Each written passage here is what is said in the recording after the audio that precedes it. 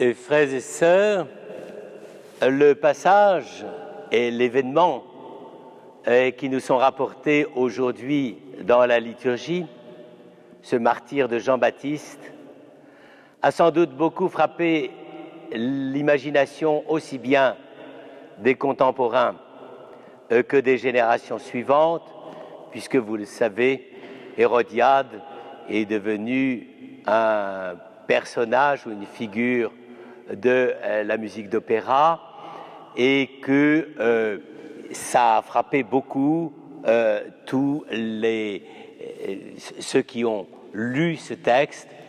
En effet, c'est quand même assez gratiné, si je puis dire, Jean-Baptiste qui fait des reproches publiquement, c'est déjà assez audacieux, n'est-ce pas, à Hérode, non pas le vieil Hérode qui est l'initiateur du massacre des innocents, mais son petit-fils Hérode Antipas, et qui lui est plutôt un roi bonasse et, disons, conciliant. Et donc, au début, il avait prêté attention au message de Jean, mais manque de chance, Jean avait repéré que le monarque avait épousé ce qu'on appelle la femme de son frère, c'est-à-dire un lien de parenté tel qu'il n'était pas autorisé par la tradition de la loi juive.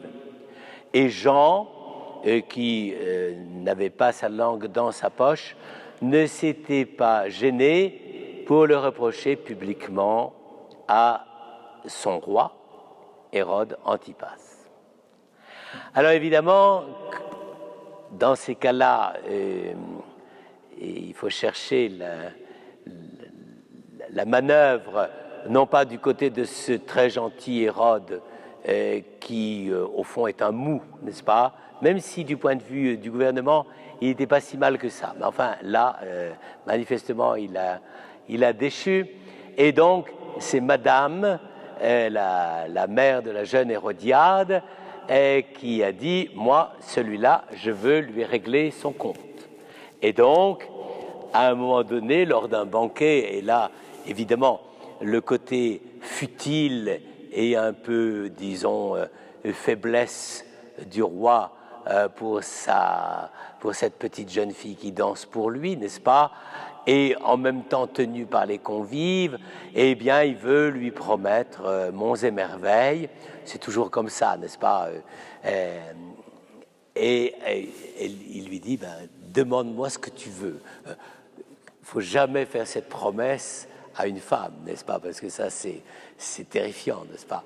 Donc, il faut toujours assurer ses arrières et savoir exactement ce qu'on peut faire ou pas.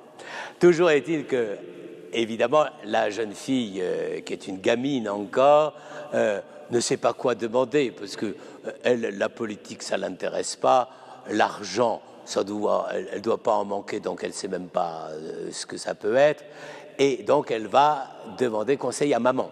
Et eh bien, maman se dit, ben, chic, voilà une magnifique occasion pour régler le sort de ce trouble fait qui est Jean-Baptiste. Il faut dire que pendant ce temps-là, il avait quand même été emprisonné à Macéronte, ce qui était quand même, de la part de Hérode Antipas, non pas un geste de cruauté, mais de mécontentement. Et à cette époque-là, j'allais dire, on n'était pas si regardant que ça. Et peut-être même que Hérode, dans le fait d'emprisonner Jean, y avait vu le moyen de le soustraire à des vengeances. Il ne s'était pas imaginé que ça viendrait de la part de sa femme. Alors, évidemment, qu'est-ce que ça veut dire? Parce que, entre nous soit dit, on trouverait ça dans un roman de l'Antiquité, on trouverait ça normal.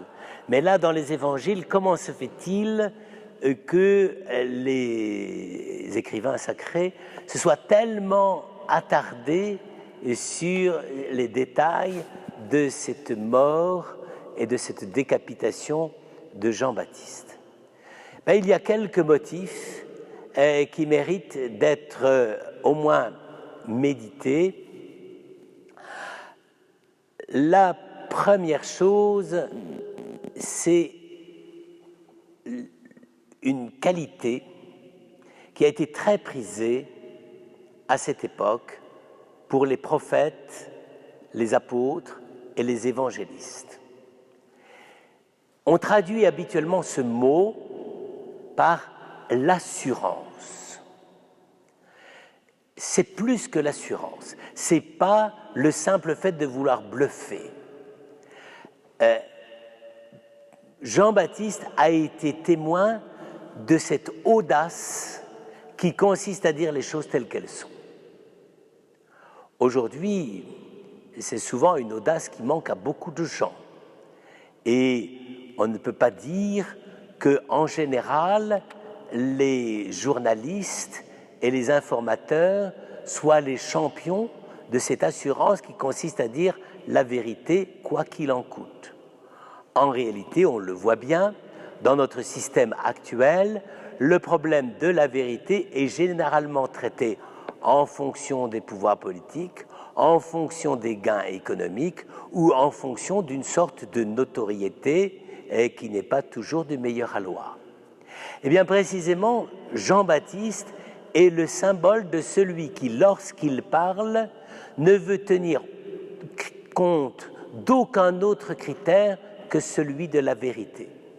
Dire la vérité à Hérode parce qu'il est infidèle à son premier mariage, dire la vérité à Hérode parce qu'il a épousé quelqu'un qu'il ne devait pas épouser, dire la vérité au peuple parce qu'il fallait annoncer le royaume de Dieu et qu'il fallait se faire entendre, tout ça, c'est précisément cette assurance-là.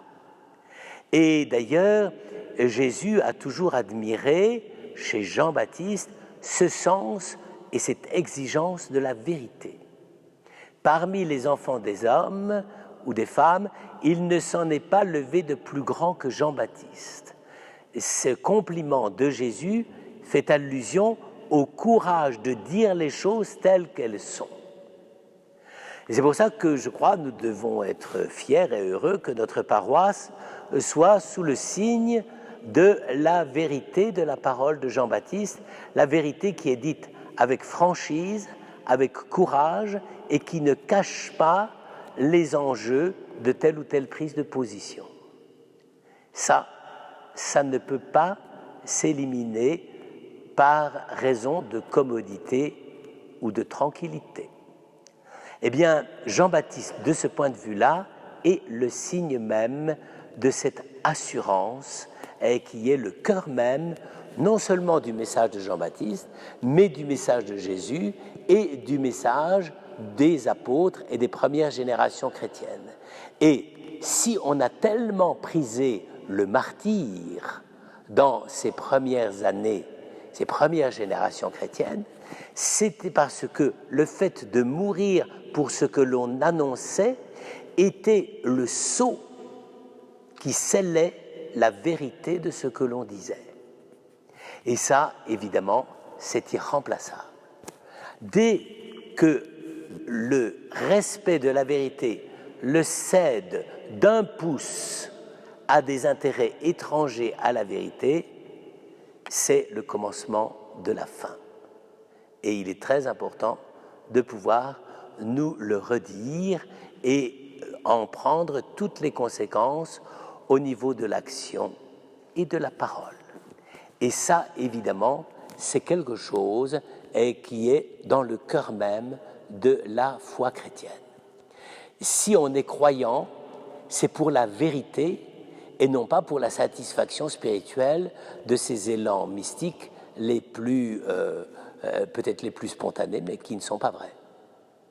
Et donc, vous le voyez, frères et sœurs, nous sommes ici devant une certaine manière d'envisager la force et l'absolu de la parole de vérité qui ne peut être trafiquée d'aucune façon. Et c'est sans doute pour ça que le détail un peu bizarre et qui a marqué les contemporains de Jean-Baptiste, c'est le fait que sa tête ait été amenée sur un plateau. Vous me direz, c'est un peu gore et c'est pas nécessairement la meilleure façon de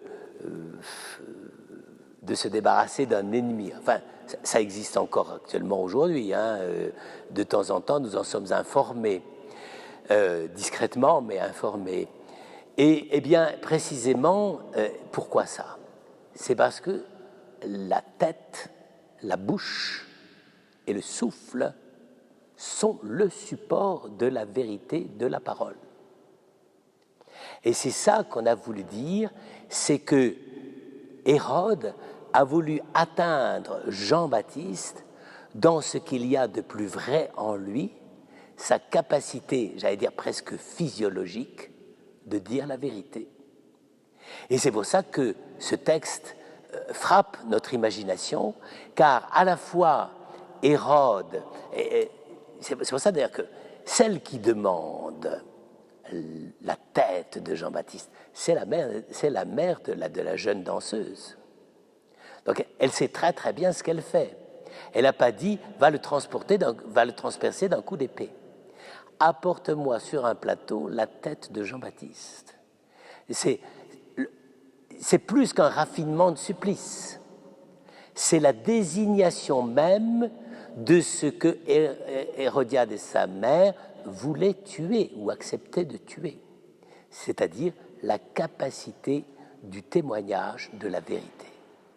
Et bien précisément, ce qui est la conclusion de ce récit, c'est que précisément, eh bien, Jean ne s'est pas tu pour autant, car, et c'est ça qui est extraordinaire, et je pense qui est le motif du récit évangélique, c'est que le fait de mourir a été plus parlant que tout ce que Jean-Baptiste avait dit auparavant.